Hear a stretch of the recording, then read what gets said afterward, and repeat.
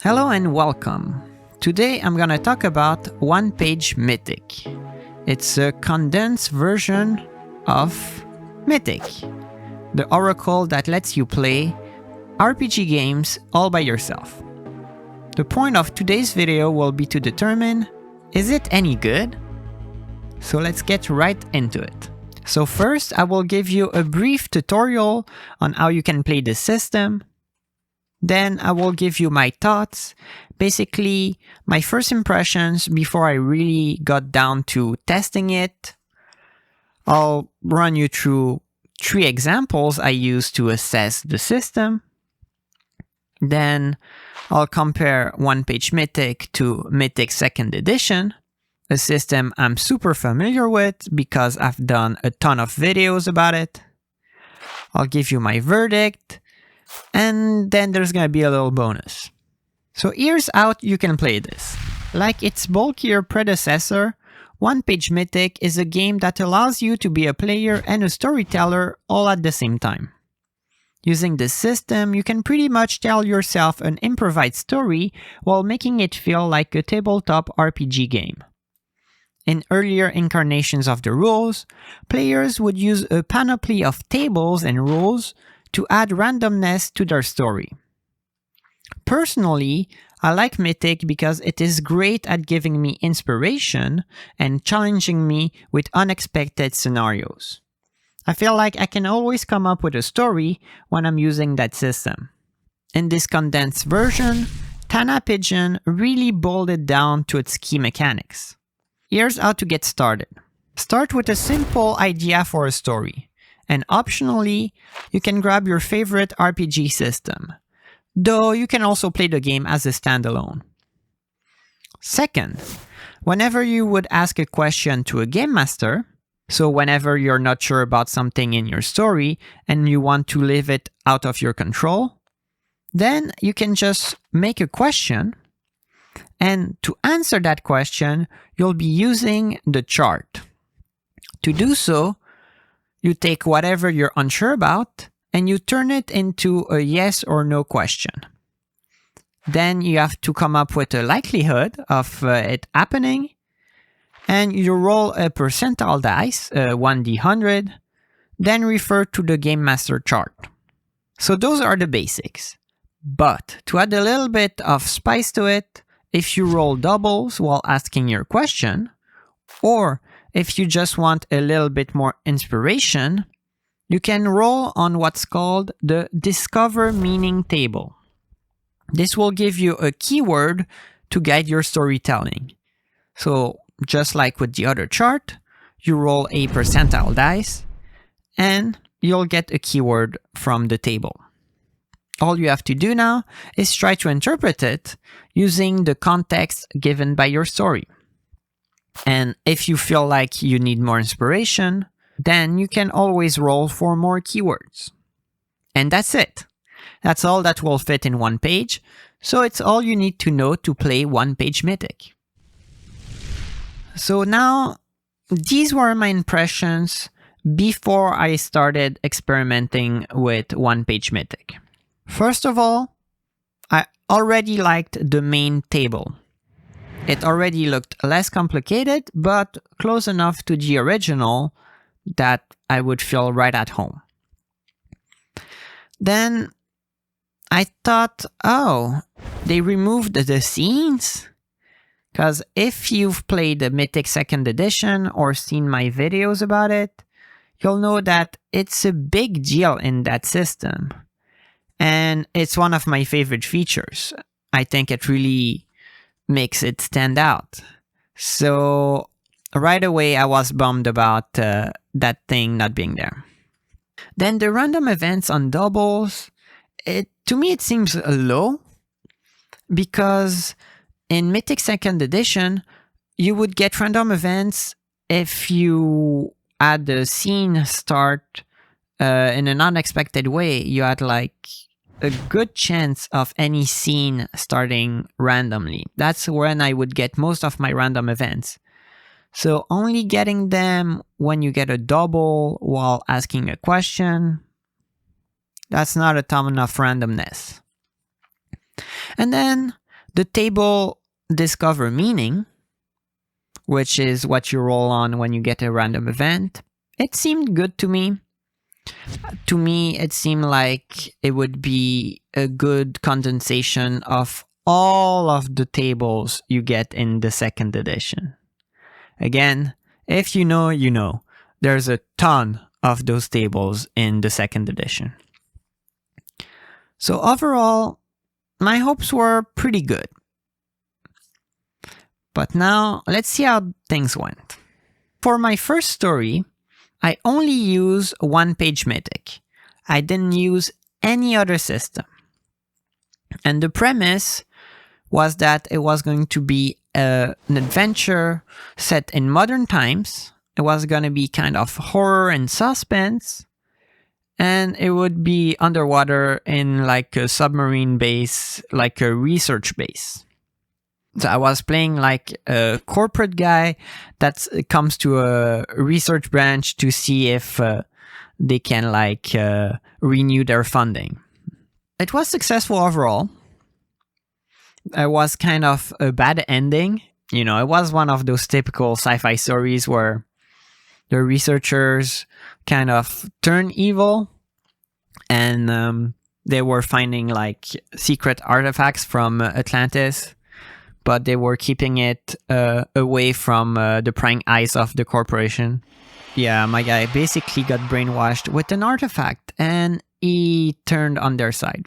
Kind of a typical ending for a solo RPG because they really can go like off the rails in funny and interesting ways. So I kind of like that. The lack of scenes made it feel like it was one continuous action, almost like it was like a full 1 day, day and a half, 2 days in game time, which kind of worked for the story, but I had almost no ellipses because, you know, there's no like, oh, my scene is done, let me start another scene, like in regular Mythic. To me, it made it feel a bit less dramatic. Dramatic in the sense of like a play or a movie. It was more like how people usually play RPGs, which can be good for some, but for me, I'm trying to make stories. It's a little bit less my style.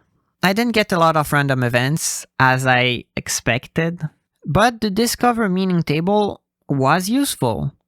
And I used it a bunch of times when I just wanted to have like a few more clues just of what was going to happen. Like, oh, I don't know where to take this. Okay, I'll just roll a couple Discover Meaning keywords and I'll see if it helps me with my inspiration.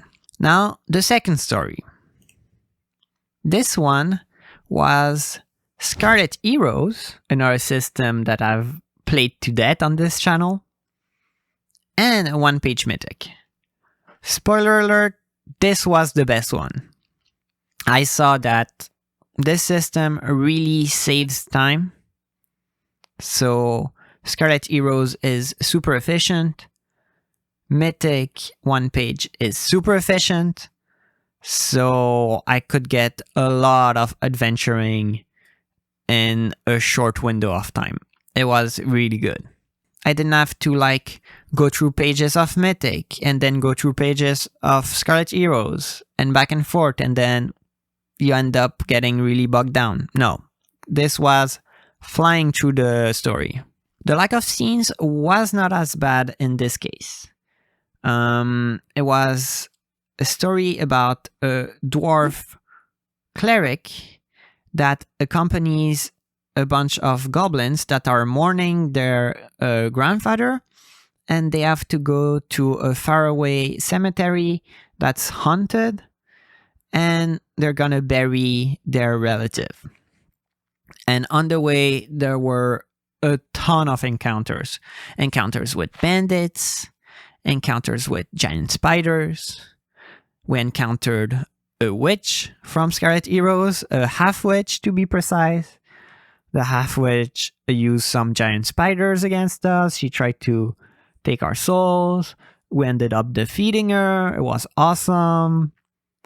I had some goblins turn mad because they grabbed one of the cursed items of the half-witch. And then I was left alone with the goblin family to fight against a white. So a really epic story that ended well. I actually succeeded, but it was really close. I almost died to the white at the end. And as I said, the lack of scene was not bad because the story was paced with the traveling and the fighting scenes. So it would just be like, okay, I go a few miles, I arrive to a different location, and then I would roll to see if I would encounter something. I used a random table from Scarlet Heroes, but I also asked questions to say, well, do I get in trouble in this kind of area, in that kind of area? And overall, it worked really well. Again, I didn't get many random events by rolling doubles, but I got some good use out of the Discover Meaning table. Moreover, there's more random tables from Scarlet Heroes, so it made up for the lack of randomness.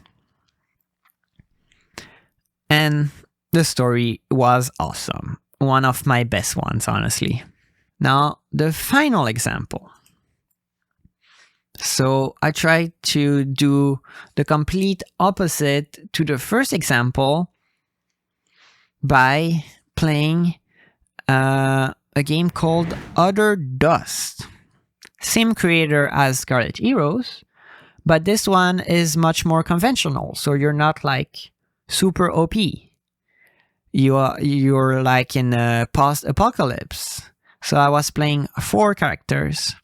They were all very weak, and a much slower kind of RPG, a lot more rules, and one that I don't know all that well, so I had to learn as I was playing. It was really good that one-page Mythic is much simpler than the other versions, because since I had to go through a lot of pages of Other Dust to get the rules right, I really didn't have space for Mythic to get in the way. Which, you know, if you've tried other solo RPG systems, sometimes they're more complicated than the rules you're trying to play along with. So when it's the other way around, then you can actually learn an RPG and play it solo at the same time. Well, that's a really good feature. And it made running 4-player characters feasible. So usually it's bad enough to have 1 or 2, but 4, that's a lot of rules, a lot of special abilities for each, and it all went really well. I got a few more random events than in the other stories. That's mostly by sheer chance. For example, with one of them, I just found a random item. Overall, it worked, but it wasn't as good as having scenes. I really thought having scenes would have made this story better. I don't know if it's the weakest. It's definitely not the best. It's partially due to chance and just what happens when you do solo RPGing, because some of the roles kind of diffuse the drama.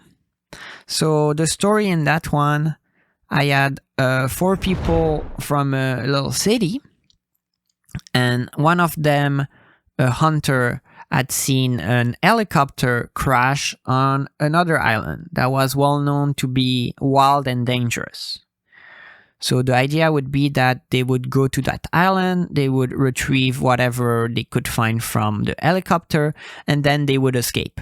It was really cool going there. I got into some battles, I had to craft some objects, I found things, I diffuse situations where I could have gotten into a lot of trouble. The journey was cool.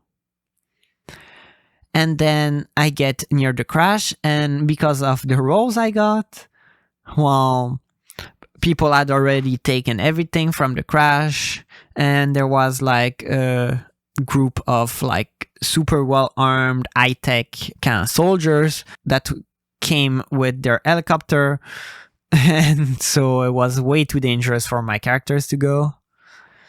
And then the local tribe that lives on the island kind of ambushed us, and they kind of kicked us out of the island. So I was like, okay, well, why would my characters want to risk their lives for some random loot they haven't even seen any of?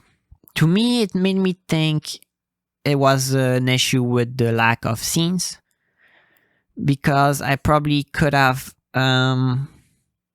took less time to get to the island, maybe, or as soon as I was on the island, I could have made a new scene to see, all right, what happens? Do they find the loot? Do they get into a fight? Whereas here, I would kind of play through everything. So I had to get there. I had to get on the other side of a river, through a forest, or some encounters. And then, through some rolls, oh, well, suddenly we hear a helicopter. Oh, suddenly they're there way before us. So I would say that's the issue of not having scenes, not being able to just condense the action. Which leads us into the pros and the cons. The comparison between one-page Mythic and Mythic 2nd edition. Pros. It's really easy to refer to one-page Mythic. There's no page turning. It's easy to get your brain around the rules, especially if you already know about Mythic 2nd edition. I mean, if you're having a little bit of a hard time understanding those rules, you can always try watching my video, and then this is gonna be easier than what I explained there. The lack of chaos factor was not an issue. That's another difference. In Mythic, from scene to scene, your story becomes more or less chaotic. So if things go your way, they become less chaotic. If things don't go your way, they're really unexpected, the chaos increases. I don't think it's a great mechanic. It's mainly used for your likelihood of getting random events and your likelihood of scenes being random. So to me, I didn't miss it.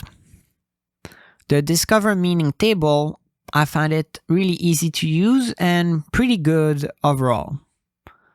I think the keywords are pretty nice. Now the cons. I really miss the scenes. I think it's been obvious for this whole video, and it was painfully obvious to me in at least the first and third little story I used to test this. I really like ellipses in stories. To me, they make my stories feel like movies. That's usually where I get my random events. It's usually where things take a turn for the unexpected, and the fact that scenes weren't there, it made it harder for me to focus my stories, to pace them, and it made them a lot less unexpected and random. I had to ask more questions to make up for it. So then, overall, there's less randomness. So, what's my verdict? Well, is it good? Yes, I would say it is. Overall, it's really good. It's simple. That is its major selling point. A lot of people that comment on this channel, on the videos about Mythic, they say it's complicated. They say they have a hard time understanding it. They say it's unwieldy. You kind of have to spend a long time with it, use it often before it really becomes straightforward. I think I'm at that point now, but I had to put in the effort. So this beats it by a mile in terms of simplicity. And it works great when paired with a game system, especially one that already has some rules for randomness. I can kind of piggyback on that, focus on that other system, and just use one-page Mythic when you really need it. So who is it for? Well, people who feel like Mythic is too complicated, of course. People who don't like random tables all that much. That's another selling point for a lot of people. Or people who don't need Mythic all that much in their stories. People who want to use it with complicated systems, especially if they have already some random tables. As I said, you can easily use one-page Mythic while you're learning a new RPG. And I think you're gonna have some really good mileage out of that system. So now, just a little bonus thing. This is kind of my way of fixing one-page Mythic to make it basically perfect for me, though I still have to test that version out before I can really put my seal of approval on it. How can you bring the scenes back? So I have basically two ways. The way outlined here is a little bit more complicated, but it'll tell you about what the scenes mechanic basically was. Now, alternatively, if you try one-page Mythic and you long for the scenes to be back, I would suggest you try this alternative way of bringing them. You would play with the scenes. So you would try to have discrete portions of time in your game where you say, okay, I have a goal for this, and when the goal is done, it's the end of the scene. But you would not use the chaos. Forget the chaos. It's not even such a good mechanic anyway. Instead, you just kind of use the table to help yourself. You already have a table that says 50-50, likely, unlikely, very unlikely, very likely. Well, that can be your guide for replacing the chaos. Basically, 50-50, that's chaos 5. You're basically asking the question, do I get an unexpected scene? So I think that's exactly how I'm gonna bring the mechanic back, but keep it simple. Just basically ask, is there an unexpected scene? You roll a d10. If you get a even result, it's a wildly crazy scene, an interrupt scene. If you get an odd result, it's a little bit different than you wanted. That's it for this video. I hope you enjoyed. And, don't hesitate to leave a like and a comment if you did. I will try to be making more slightly shorter videos like I've done lately, so I can get more content out there for you guys. So I'm basically trying to go back to things you have requested. So I highly encourage you to just suggest more ideas of what you would like to see. But anyhow, I will see you in the next video. Bye!